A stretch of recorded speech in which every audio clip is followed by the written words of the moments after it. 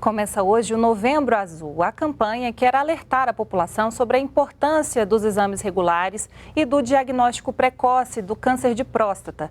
A estimativa do Instituto Nacional de Câncer é que só no Distrito Federal sejam registrados neste ano 840 novos casos da doença.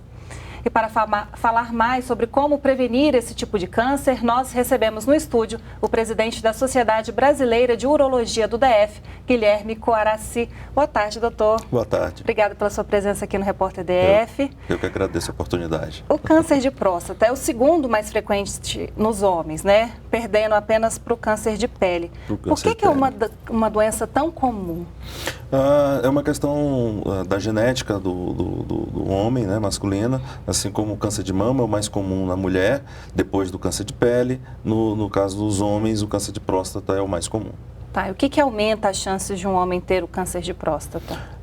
São dois fatores de risco principais, que é a história familiar. Os homens que têm história na família, o pai, o irmão, o tio, que tiveram câncer de próstata têm um risco aumentado, e os homens da raça negra também têm um risco aumentado.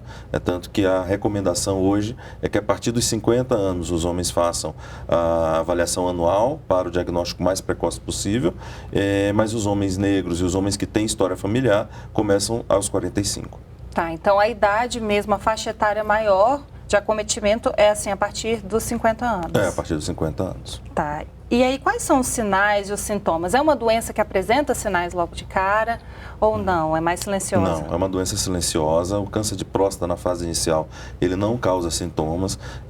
O paciente pode ter sintomas do câncer de próstata numa fase avançada. A doença teve metástase, né, espalhou para os ossos e o paciente começa a ter dor óssea, por exemplo. Então, na fase inicial não há sintomas. O que aconteceu recentemente com o presidente da República, que foi bastante noticiado, aquilo foi sintoma da doença benigna, do crescimento benigno da próstata. Esse sim dá sintoma. E a doença benigna é um inchaço da próstata, enquanto que o câncer é uma alteração na célula que pode gerar tumores inclusive em outros órgãos. Tá, então no caso de sintomas pode ser que seja benigno, né? Isso. Como você falou no caso do presidente. Quais seriam esses sintomas? Só por acaso tem alguém assistindo e aí está preocupado. O crescimento da próstata dificulta o jato urinário. Então, a dificuldade progressiva de fazer xixi, os homens vão envelhecendo e vão tendo dificuldade do jato urinário. Vai ficando mais apertado, cortando o jato urinário, às vezes levantando muito à noite, ou urgência para fazer xixi, não dá tempo de chegar no banheiro. Esses são sintomas da doença benigna, não estão relacionados ao câncer de próstata. Sangramento urinário também está muito mais relacionado ao crescimento benigno do que o câncer de próstata. Tá, e fazer essa avaliação uma vez por ano é suficiente? Isso, uma vez por ano o homem deve ir ao urologista, que é o médico do homem, assim como a gente reconhece o ginecologista como o médico da mulher, o urologista é o médico do homem.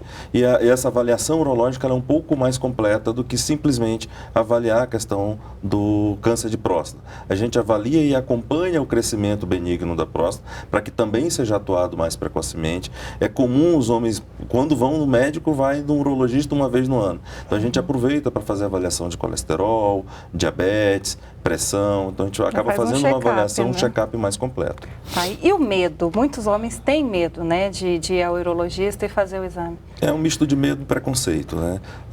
Faz parte da avaliação urológica o exame do toque retal, né? Que é a única forma da gente palpar a próstata em busca de um nódulo que pode significar um câncer de próstata. Então, existe muito preconceito ainda. Inclusive, recentemente, em agosto desse ano, a Sociedade Brasileira de Urologia fez uma pesquisa encomendada com Datafolha nos campos de futebol, perguntando aos homens que estavam nos campos de futebol de grandes capitais se já tinham ido ao urologista. E a grande maioria não foi ao urologista ou não fez o exame do toque, e alguns disseram até que não fazem porque isso não é coisa de homem. Então, assim, é uma atitude bastante preconceituosa e que acaba fazendo com que esses homens não tenham um diagnóstico precoce e a cura da doença. E só vai fazer mal para a própria pessoa. Para a própria pessoa.